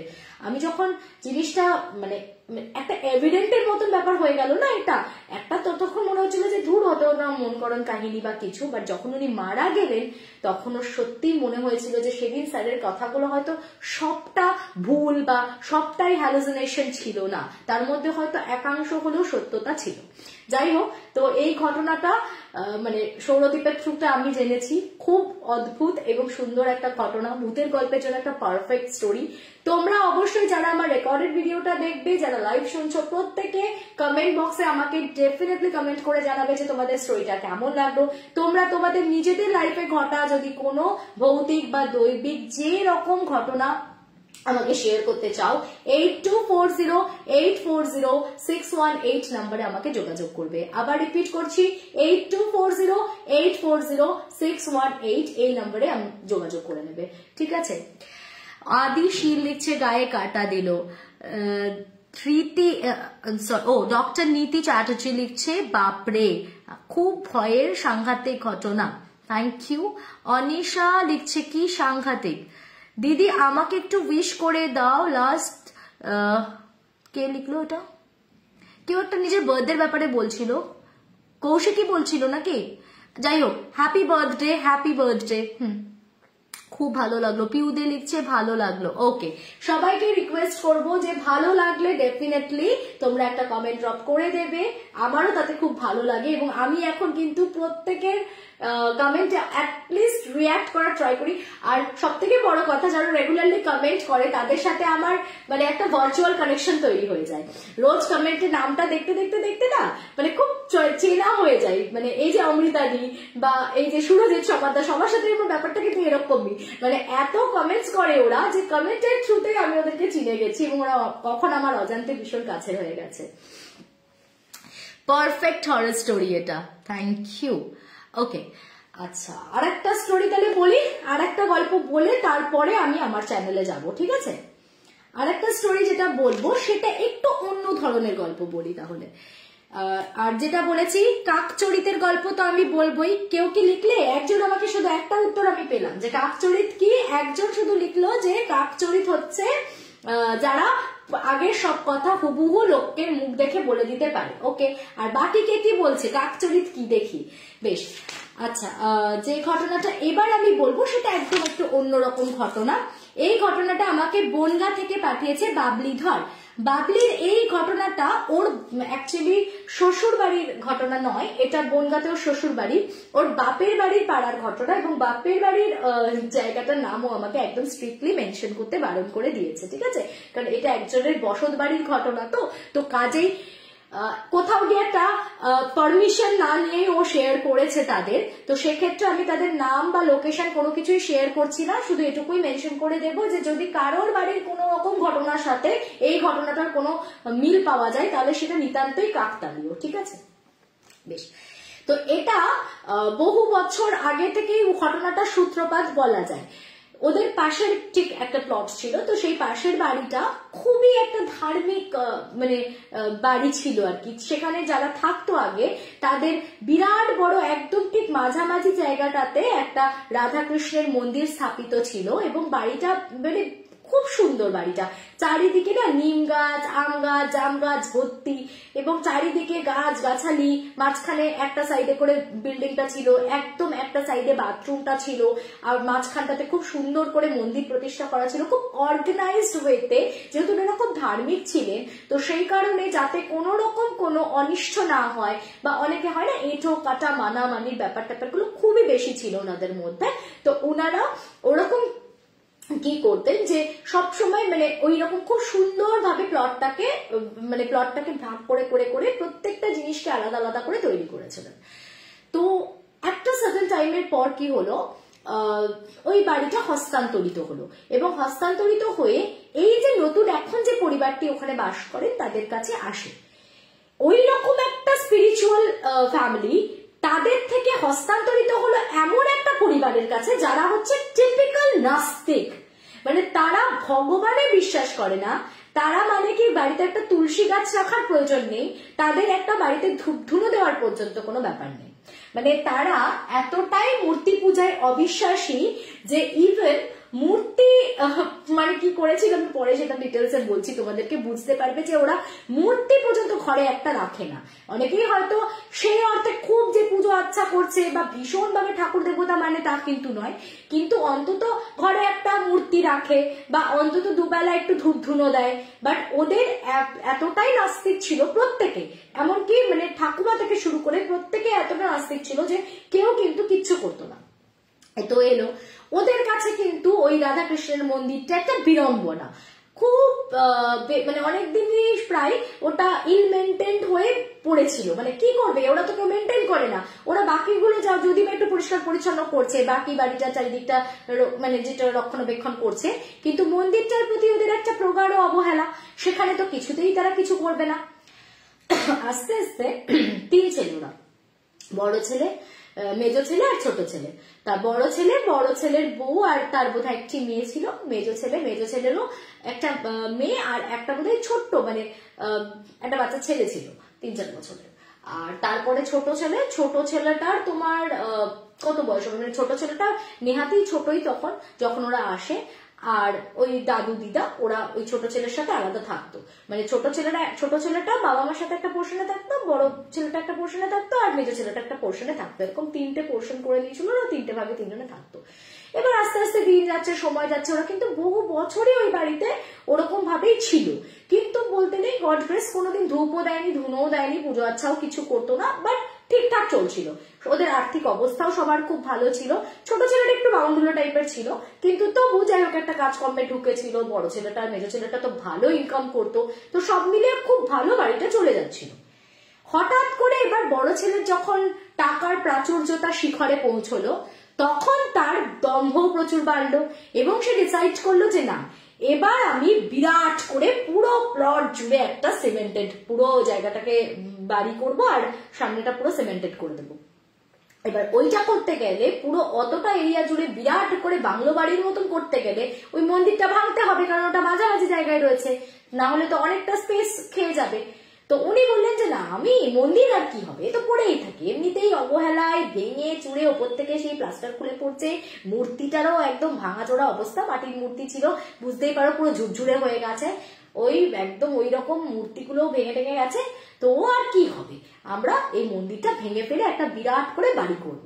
তো যেমন কথা তেমন কাজ, সেই মতন অনেকেই পাড়ায় কিন্তু ওদেরকে বারণ করেছিল যে যেহেতু ওটা প্রতিষ্ঠা করা রাধাকৃষ্ণ ছিল ওখানে, আর ওই যে আগের পরিবার তারা কিন্তু বারবার ওদেরকে এটা ওয়ার্ন করেছিল যে আপনারা মন্দিরটায় হাত দেবেন না।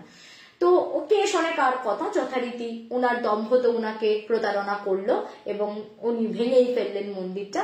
এমনকি ভেঙে ফেলেছে, বলে দিদি আমরা পাড়ার প্রত্যেকে অবজেকশন করেছিলাম, কিন্তু ওনার কারোর কথাই শোনে না। বলে মূর্তিগুলোকে জানো গিয়ে কি করেছে, এদের বাড়ির পেছনে দিকে একটা জাম গাছ আছে, সেই জাম গাছের তলাতে বসিয়ে রেখে চলে এসেছে। মানুষ অন্তত মূর্তিটা একটু ভালো করেও রাখে কোনো জায়গাতে, ওই জাম গাছের তলাতেই মূর্তি দুটোকে যা হোক করে, যেমন অনেকে হয় না সেই বাড়িতে পুজো টুজো করার পর কার্তিক গুলোকে নিয়ে এসে গাছতলায় ফেলে রেখে চলে যায়, ওরকম মূর্তিগুলোকে নিয়ে গিয়ে গাছতলায় ফেলে রেখে দিয়েছে। তো এরপর ধারাবাহিক ভাবে ওই পরিবারটা, যেটা এত সুন্দর একটা ফ্যামিলি ছিল, কোনো বচসা নেই, 3 ভাই মিলে সুন্দর করে ইনকাম করছিল, মা বাবাকে নিয়ে কি সুন্দর ওদের লাইফটা চলছিল, এবার ওই পরিবারের ওপরে ধারাবাহিক ভাবে কিরকম কোপটা পড়লো দেখো। প্রথম যে মেজো ভাইটা, সেই মেজো ভাইয়ের যে মানে যখন ওরা বাড়িতে এসেছিল বলুন একটা 2-3 বছরের বাচ্চা ছেলে নিয়ে এসেছিল, তো তারপরে তো ধরো বেশ কয়েক বছর কেটে গেছে, ওই ছোট ছেলেটা হঠাৎ একদিন রাত্রেবেলা শ্বাসকষ্ট, মানে তখনও ওর কত আর বয়স হবে, ঠিক আছে, মানে তখন সবাই হয়তো টিনেজে পড়েছে টড়েছে এরকম হবে। তো সেই শ্বাসকষ্ট করতে করতে মানে আর মুহূর্তের মধ্যে সময় দিল না, ওকে হসপিটালে নিয়ে যাওয়ার আগে পর্যন্ত, মানে তখনও অ্যাডমিট করার মতনও আর স্কোপ পায়নি ওরা, তার আগেই সে শেষ নিঃশ্বাস ত্যাগ করলো, মানে ছেলেটা মারা গেল। বেশ, এর কিছুদিনের মধ্যে ওর মায়ের ক্যান্সার ধরা পড়লো এবং ওর মা মানে দিনে দিনে এরকম রুগ্ন হয়ে শুকনো হয়ে মাস 1.5 মধ্যে ওই মেজো বৌদিও মারা গেলেন। তাহলে প্রথমে ওরা ছেলেটা মারা গেল ওই মেজো ভাইয়ের, তারপরে মেজো বৌদিটাও মারা গেলেন। এইবারে ওই যে বড় যে দাদাটার কি মেন উদ্যোগ নিয়েছিলেন এই পুরো জিনিসটা ভাঙার জন্য, আস্তে আস্তে দেখা গেল তার সারা গায়ে ঘা হতে শুরু করলো এবং মানে উনি যে বিজনেসটা করছিলেন অপরদিকে সেই বিজনেসটাও মানে চরম পর্যায়ে অবনতির দিকে যেতে থাকলো এবং আস্তে আস্তে সেই বিজনেস এমন পড়ে গেল যে মানে দিন আনতে দিন খাওয়ার মতন ওদের অবস্থা হয়ে গেল, যেখানে ওরা ওইরকম ফুলে ফেপে উঠেছিল, ওদের ব্যবসা বাণিজ্য এত ভালো চলছিল, সেখানে ওরা সকালবেলা জানে না যে রাত্রেবেলা চাল ফোটাতে পারবে কিনা, এরম অবস্থা হলো। এবং আস্তে আস্তে ওই দাদাটার সারা গায়ে ঘায়ে ভর্তি হয়ে গেল, মানে সেই ঘায়ে আমরা দেখেছি দিদি নিজেরা চোখে যে পুরো রস কাটতো, আর না ওর ধারে কাছে মানে ওর ঘরের ধারে কাছে যাওয়া যেত না, আস্তে আস্তে এত দুর্গন্ধ বেরোতে শুরু করে দিয়েছিল।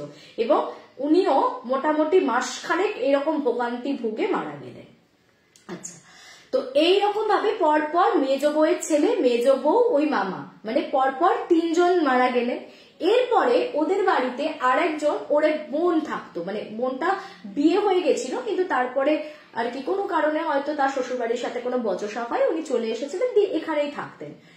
কোনো মানে প্রবলেম কিছু ছিল না বোনের সাথে, কিন্তু ভাইদের রিলেশন খুবই ভালো ছিল। তার মধ্যে তো দেখো বাড়িতে এরকম একটা ক্রাইসিস মোমেন্ট যাচ্ছে, হঠাৎ করে একদিন বোনটা মানে কি হচ্ছে, সবাই যে দৃশ্যটা দেখেছে ওদের পাড়ার মধ্যে, পাড়াতে মানে রাস্তার দুপাশে না বড় বড় হাইড্রেন, ঠিক আছে, আর ওই রকম মানে বোনটার গায়ে আগুন লাগা অবস্থাতে উদ্ভ্রান্তের মতন রাস্তা দিয়ে পুরো পাড়ার মধ্যে দিয়ে দৌড়াচ্ছে। বলে এই দৃশ্য আমাদের নিজেদের দেখা, মানে কেউ বাঁচাতে যাবে কি, কেউ ওর আগুন নেভাতে যাবে কি, বলে আমরা না ওরকম ওই যে চিৎকার করছে না, বিকট চিৎকার করছে, গায়ে আগুন দিয়ে তো দিয়েছে, তারপরে যে জ্বালা ও আর সহ্য করতে পারছে না, ওই বিকট চিৎকার বলে, আর ওরকম গায়ে দাউ দাউ করে আগুন লেগে আছে, ওই রকম যন্ত্রণায় ছটফট করতে করতে পুরো পাড়ার মধ্যে দিয়ে দৌড়চ্ছে। আর বলে আমরা সবাই নিজের চোখে এই দৃশ্য দেখেছি জানো। দিয়ে কি করলো, ওইভাবে পুরো হাইড্রেনে গিয়ে ঝাঁপ মারলো একদম ট্রেনে ঝাঁপাতে, তারপরে পুরো মানে মৃতপ্রায় অবস্থাতে ওকে ওখান থেকে উদ্ধার করা হয়, ওকেও হসপিটাল অব্দি নিয়ে যাওয়া যায়নি, ও ওইভাবেই মানে মারা যায়। তো তারপরে ওই বোনটিও মারা গেল। এরপরে দাদু দিদা আর ওই যে ছোট ভাইটা থাকতো, দেখা গেল যে ছোট ভাইটা না দিন দিন, যদি বা একটু মাঝখানে তো একটু উড়ন্ত ছিলই, তারপরে তাকে একটুখানি বসিয়ে ধরিয়ে কাজকর্ম যেটুকু মনে আনা হয়েছিল, বাট সেও আস্তে আস্তে আবার বিপথে যেতে থাকলো। তো দাদু দিদা অনেকদিন ধরে না ওর জন্য একটা মেয়ে খুঁজছিল, ওর অনেক বয়সও হয়ে গেছে তখন, মানে 2 বৌদির এত এত বড় বড় বাচ্চা আছে, তো বুঝতে পারছো তখন দেওরের অনেকটাই বয়স হয়ে গেছে, কিন্তু যথারীতি দাদু দিদার মানে চিন্তা কমে না যে ওকে একটা কোনো জায়গায় একটা কারোর হাতে দিতে পারলে আমাদেরও একটা শান্তি, কিন্তু ওর অনেক দেখাশোনা হওয়ার পরে ওর কিছুতেই কোনো বিয়ে থার ব্যাপারে কিছু লাগছিল না, কপালে না থাকলে কি আর হবে। তো ইতিমধ্যে হঠাৎ করে হার্ট অ্যাটাক করে ওই দাদু মারা গেলেন। দিদার পা ফুলে মানে গোদ হয় না, ওই পা ফুলে গোদ রোগে আক্রান্ত হলেন উনি, এবং মোটামুটি প্রায় বছর 2 ওই দিদা পা নিয়ে বিশাল ভোগান্তি ভুগেছিলেন, এবং তারপর মানে ওইভাবে ভীষণ কষ্ট পেয়ে তোড়পে যাকে বলে উনিও মারা যান, মানে আরো 2 জন মারা গেল, ঠিক আছে। তো এরপরে মানে দাদু দিদা মারা যাওয়ার পর ওই বাড়িতে আর অবশিষ্ট বলতে কে আছে, ওই মেজো মানে লাকিলি মেজো ভাই যে ছিল তার ছেলেটা মারা গেল, তার মেয়েটার বিয়ে হয়ে গেছিল তার আগে, তো মেয়েটা তো বাড়ি থেকে চলে গেছিল, আর বাকি ওই যে বড় বৌদিটা ছিল, বড় বৌদিটা আর বড় বৌদির মেয়েটা, আর তো কেউ নেই, আর তো সবাই মারা গেল। যাই হোক, তো একদিন হঠাৎ করে ছোট ভাইটা একটা বিয়ে করে নিয়ে বউ নিয়ে হাজির, এটা ডিভোর্সি মেয়ে, তার অলরেডি একটা 8 বছরের ছেলে আছে, তো ঠিক আছে, ওই বড় বৌদি আর কি ওপিনিয়ন রাখবে সেই ব্যাপারে, আর এখন সে একটা নিজে অ্যাডাল্ট পার্সন, যাকে ঠিক মনে করেছে বিয়ে করেছে, এটা কোনো ম্যাটার করে না।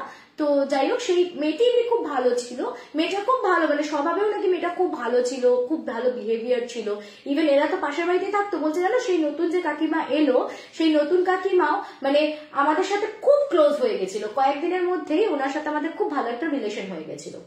তো ওই বউটা আবার কনসিভ করে, মানে বিয়ে করে নিয়ে আসলো, তার 2 মাসের মধ্যে উনি কনসিভ করে গেছিলেন সেকেন্ড টাইম, তো ওনার একটা সেকেন্ড বেবি হবে। তো কনসিভ করার পর বাচ্চাটাও মোটামুটি সুষ্ঠুভাবে হলো। তো যেহেতু ওদের বাড়িতে কেউ ছিল না, আশপাশের প্রতিবেশীরা ওদেরকে একটু সাত টাত দেওয়া ওই সমস্ত কিছুই করেছিল, রিচুয়ালসও করা হয়েছিল, সবাই মিলে খুব আনন্দ টানন্দ করে। তারপর যাই হোক বাচ্চাটা সুস্থভাবে হয়।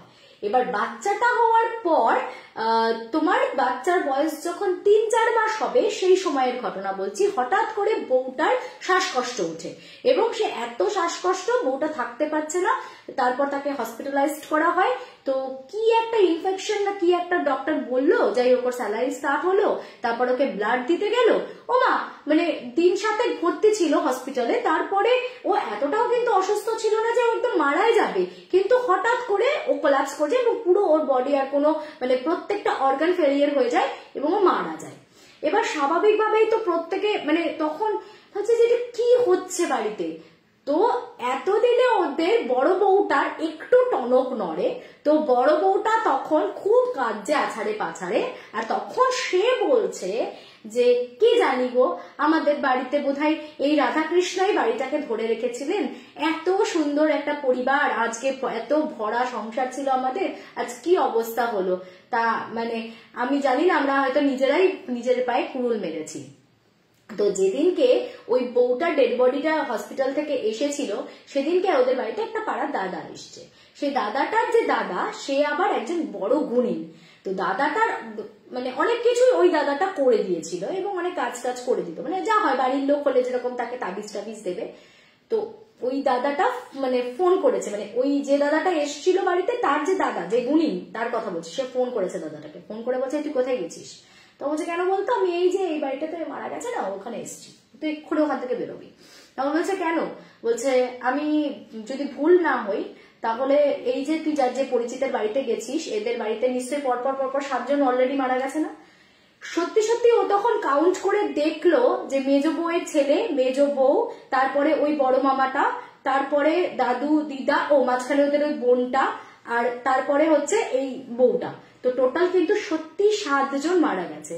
কেউ বলছে এই 7 জন মারা গেছে, ওদের বাড়িতে এখনো মৃত্যুলীলা বাকি আছে, আর কয়েকদিনের মধ্যে ওদের বাড়িতে একটা খুব ছোট বাচ্চার মৃত্যু ঘটবে। তো ছোট বাচ্চা বলতে ওরা বুঝতে বাকি রইল না, মানে যে বাচ্চাটা হয়েছে। তো পাড়ার লোকেরা এমনিতেই সবাই গসিপ করছিল যে এত ছোট বাচ্চা রেখে এরকম ভাবে মারা গেল কিছু। তো তখন ওই যে গুণিন দাদা সে নাকি ওই ছেলেটিকে বলেছিল, সেই ছেলেটি এসে পরবর্তীতে ওই বড় বউটাকে বলে যে তোমরা যদি রাগ না করো একটা কথা বলি, তোমরা আস্তে আস্তে পুরো বাড়িটাকে আমার দাদাকে তোমরা বললে আমি আনবো, তোমরা বাড়িটাকে বাঁধাও আর বাড়িতে একটা যে কোনো ঠাকুরের প্রতিষ্ঠা করো। ওর দাদা আর একটাও কথা বলেছিল যে তোমরা যেটা ভাবছো যে শুধুমাত্র রাধাকৃষ্ণের মূর্তিটার অবজ্ঞা করা হয়েছে বলে এটা হয়েছে তা কিন্তু নয়। আসলে এই ধরনের পুরনো বাড়িতে অনেক সময় কিন্তু কি হয়, যারা ধরো তাদের কাছে অনেক কিছু সম্পত্তি আছে বা অনেক পুরনো ভিটে যেখানে প্রচুর ধন সম্পদ আছে, তাদের অনেক সময় তারা কি করে অনেক কিছু লুকিয়ে রাখে এবং সেটাকে মানে লুকিয়ে দিয়ে তারপরে পাহারা দেওয়ার জন্য অ্যাকচুয়ালি জগ বা যখিনীকে রাখে যে তারা ওটাকে টেক কেয়ার করবে, ঠিক আছে। জগ বা যখিনীকে রাখে এবং মানুষের আইওয়াসের জন্য তার ওপরে একটা ঠাকুরকে প্রতিষ্ঠা করে দেয়, ঠিক আছে। মানে সেই ঠাকুরের প্রতিষ্ঠা করে দিল। এই যে এই কোপটা দেখো, ঠাকুর কিন্তু এতটাও হিংস্রতার নয়, মানে প্রতীক নয়। তো কাজেই ঠাকুরকে অবমাননা করা হয়েছে বলেও যে এতটা কোপ ওদের উপর পড়েছে তা নয়। মানে ওই যে দাদা গুণিন দাদা ছিলেন উনি বলেছিলেন যে এই বাড়িতে জগ বা যখিনী আছে, মানে যাকে কোনো সময় এখানে রাখা হয়েছিল এবং তার ওপরে কিন্তু এই রাধাকৃষ্ণের আর কি মূর্তি স্থাপিত হয়েছিল। আমি কদিন আগে এইটা এইরকম বলবো না, মানে একটু অন্যরকম বাট অন্য একটা গল্প এরকম শুনছিলাম, আমি রিলেট করতে পারলাম দুটো ঘটনাকে। এরকম অনেকের এরকম শোনা যায় যে বাড়িতে ধরো অনেক কাল আগে কিছু তাদের ইম্পর্টেন্ট ধন সম্পদ যাই হোক কিছু তারা মাটির তলায় লুকিয়ে জগ বা যখিনীকে রেখে দিত পাহারা দেওয়ার জন্য, এবার তার ওপরে ঠাকুর প্রতিষ্ঠা করে দিত, ওটা আইবস, যাতে লোকে বুঝতে না পারে যে ওখানে কিছু আছে, এমন কিছু আছে যেটাকে নড়ানো যাবে না। তো সবাই ভাবতো যে ঠাকুরই আছে, তো এরাও ভেবেছে যে সামান্য ঠাকুরই আছে, তো ঠিক আছে আমরা ঠাকুর মানি না, এত বছর ঠাকুর না মেনেও আমাদের কিছু হয়নি। তো কি হয়েছিল, যখন ঠাকুর মানেনি ঠিক আছে, ওইভাবে ফেলে রেখেছে, যত্ন করেনি, ওরা ওদের মতন করেছে। নাস্তিকরা কি ভালো থাকে না, নাস্তিকরাও ভালো থাকে। তাদের কাছে যদি সেটাই তাদের ধর্ম হয়, তারা যদি মূর্তি পূজায় না বিশ্বাসী হয়, সেক্ষেত্রে যে ঠাকুর তাদের উপর রাগ করলো এবং ঠাকুর তাদের উপর অভিমান করে তাকে শাপ দিল, এরকম কিছু মোটেই ঘটে না, ঠিক আছে। ঠাকুর আমরা অকারণেই ঠাকুরকে একটু বেশি ভয় পাই। এই নিয়ম কারণ আচ্ছা সমস্ত কিছুই আমাদের নিজেদের মানসিক ব্যাপার। আমরা যেভাবে ঠাকুরকে চাইবো, আমরা যদি তাকে মানে নিরাকার ভাবে ভাবি তাহলে সেটা তাই। তো সেক্ষেত্রে এইটা কিন্তু ঠাকুরের অবমাননা বা ঠাকুরের কোপ ছিল না। মানে উনি বলেছিলেন যে ঠাকুরের ওপর তোমরা অনেকদিন ধরে তো ঠাকুর পুজো করনি, ওইভাবে মন্দির পড়ে থেকেছে, ওপরের থেকে প্লাস্টার খসে পড়েছে, তো কি হয়েছে, ঠাকুরের কোনো রাগ নেই তাতে। কিন্তু যখন ওরা মন্দিরটা ভাঙার চেষ্টা করেছে যখন ওখান থেকে ওই মানে মূর্তি সরিয়ে তো নিয়ে চলে গেছে, যাই হোক সবাই ভাবতো যে ওটার জন্য হয়েছে, কিন্তু ওখানে অন্য কোনো জগজখিনি কিছু বাধা ছিল, তো সেইটার কোপেই কিন্তু ওদের এই ধারাবাহিক ভাবে পুরো পরিবারটার এই বিধ্বস্ত মানে অবস্থা। তো এটা একটা খুব সাংঘাতিক এক্সপিরিয়েন্স। যাই হোক, মানে বাচ্চাটা কিন্তু এখনো মারা যায়নি। বাচ্চাটা ওই যে ওই গুনিনটা বলেছে যে আমার কিচ্ছু করার নেই, তোমাদের আমি ঘর বাঁধিয়ে দিচ্ছি যাতে এরপর আর কিছু না ঘটে, কিন্তু বাচ্চাটাকে কিন্তু অলরেডি খেয়ে নিয়েছে। মানে আমি যদি ভুল না হই আগামী 3 মাসের মধ্যে ওই বাচ্চাটা কিন্তু মারা যাবে। তো আমি বাবলিকে একটা কথা বলেছি যে যদিও আমি মন থেকে খুব উইশ করব যে যাই থাকুক না কেন, যে কোনো বিপদই থাকুক না কেন তাদের উপর থেকে সেটা কেটে যাক, তবু ওই বাড়িটার আপডেটটা আমি জানতে চাইবো। আমি ওকে রিকোয়েস্ট করেছি যে তুই আমাকে জানাস, একটু শেয়ার করিস, আজ না হলেও 2-3 মাস পরে হলেও আমাকে জানাস বাড়ির আপডেটটা কি আছে। ওকে, কৌশিকী শীল লিখছে দিদি কাল নিউ ফোন কিনলাম, কনগ্রাচুলেশন। কি ফোন নিয়েছিস? ভালো হয়েছে। আচ্ছা কি গো, আচ্ছা তোমার গল্প অনেকদিন থেকেই শুনি, আজ কমেন্ট করলাম, লিখছে Debasmita Chatterjee. Thank you Debasmita, thank you. তোমরা একটু কমেন্ট করলে আমার ভালো লাগে, প্লিজ একটুখানি কমেন্ট ড্রপ করে দিও প্রত্যেকে।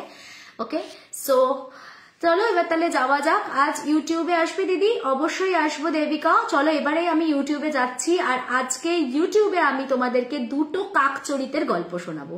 বেশ, তাহলে যাওয়া যাক। দিদি কাল তুমি ফ্রি আছো? অন্বেষা পাল, হ্যাঁ মোটামুটি ফাঁকা আছি, সকালবেলা 10টার পর আমাকে কল করলে পাওয়া যাবে। 8240-840-618। নিজের নাম্বারটাও ভুলে যায়, 8240-840-618। হ্যাঁ, নাস্তিকরা অসহায়, আমার বাবা উঠে গেল। আচ্ছা, ঠাকুরের মূর্তির আড়ালে যক্ষ, এর আগেও তুমি একটা কালা জাদুর ঘটনায় বলেছিলে, যেখানে শ্রীকৃষ্ণের কোথায় গেল, কালিয়া দমন কিছু একটা লিখেছিল, কালিয়া দমনের কোথায় গেল কমেন্টটা? দাঁড়া কমেন্টটা ভালো করেছিল। হ্যাঁ, কালিয়া দমন ছবির অন্তরালে কালা জাদু করা হয়েছিল, মনে পড়েছে। সুরজিৎ সমাদ্দার লিখছে, হ্যাঁ ঠিক বলেছিস। ওই যে মানে একটা এর আগেও আমি একটা এরকম ছবি কথা বলেছিলাম যে শ্রীকৃষ্ণের কালিয়া দমনের যে ছবিটা, ওইটা কিন্তু আমাদের ঘরে সচরাচর থাকে না। মানে আমাদের কাছে শ্রীকৃষ্ণ ভিন্ন ফর্মে থাকে, কিন্তু কালিয়া দমনের ছবি কিন্তু বলে রাখতে নেই। এবং একজন কিন্তু ওই ছবি পাঠিয়েছিল, এবং তাতে আমি বলেছিলাম না তোদেরকে যে তুলসী পাতা দিতে বলেছিল প্রত্যেকদিন একটা একটা করে, ওটা কিন্তু একটা ব্ল্যাক ম্যাজিকের পার্ট ছিল। আমার মনে পড়লো ঘটনাটা, ওটা কিন্তু একটা ঠাকুরের ছবি দিয়ে ব্ল্যাক, আমি এরকম 2টো ঘটনা বলেছি, এটা বললাম, আর একটা হচ্ছে ব্ল্যাক ম্যাজিকের, আর একটা বলেছিলাম না একটা মূর্তি দিয়েছিল একজন, কেউ কাউকে গিফট করেছিল যে গণেশের মূর্তির মতন খানিকটা দেখতে মূর্তিটাকে, বলেছিল এটা সিংহাসনে রেখে প্রত্যেকদিন পুজো করবে। তো ওই পুজো করা শুরু করে, খুব খুঁটিয়ে পরে একজন মানে যখন তান্ত্রিককে ডাকা হয়, তান্ত্রিক ডেকে এসে তখন বলছে ওটা কিসের মূর্তি, ওটা কি গণেশ নাকি, ভালো করে দেখ। তখন ওরা বুঝতে পারে যে না, এটা তো গণেশের মূর্তি না, মানে এক ঝলকে দেখে ওটাকে গণেশ মনে হবে, কিন্তু আখেরে ওটা গণেশের মূর্তি নয়। এবং পরে মূর্তিটা ভাঙার পরে দেখছে ওর ভেতরে আর একটা অন্যরকম কিছু শিলা টাইপের ছিল, যেটা কিনা শয়তান ছিল, এবং শয়তানের পূজা করা হচ্ছিল এতদিন ধরে এই বাড়িতে, তাই জন্যই এত উপদ্রব বেড়েছিল। এরকম একটা ঘটনা বলেছিলাম। মানে এই ঠাকুরের আড়ালেও কিন্তু অনেক কিছু ঘটে, মানে পেছনেও ব্ল্যাক ম্যাজিক করা হয়েছে, বা অনেক সময় শয়তানের পূজা করা হচ্ছে, সামনে দেখানো হচ্ছে ওটা ঠাকুর, এরকম ধরনের স্টোরিও আমি কিছু পেয়েছি।